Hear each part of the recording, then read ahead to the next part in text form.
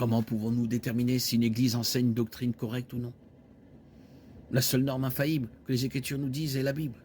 Ésaïe 8, 20, 2 Timothée 3, 15, Matthieu 5, 18, Galates 1, 6, 9.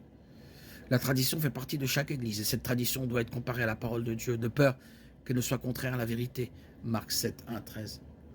Il est vrai que les sectes et parfois les Églises orthodoxes déforment l'interprétation des Écritures pour soutenir leurs pratiques. Néanmoins, les Écritures, lorsqu'elles sont prises dans leur contexte et étudiées fidèlement, sont capables de guider quelqu'un vers la vérité. La première Église est l'Église dont il est question dans le Nouveau Testament, en particulier dans le livre des Actes et des Épîtres de Paul. L'Église du Nouveau Testament est l'Église originelle et la seule vraie Église. Nous pouvons le savoir parce qu'elle est décrite en détail dans les Écritures. L'Église telle qu'elle est décrite dans le Nouveau Testament est le modèle et le fondement de Dieu pour son Église. Sur cette base, examinons la prétention de l'Église catholique romaine, selon laquelle elle est la première Église. Nulle part dans le Nouveau Testament, vous ne trouverez la seule véritable Église faisant l'une des choses suivantes.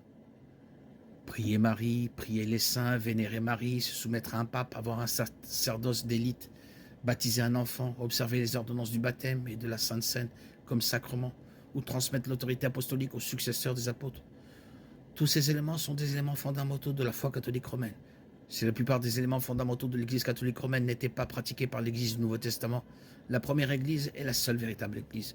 Comme alors l'Église catholique romaine peut-elle être la première Église?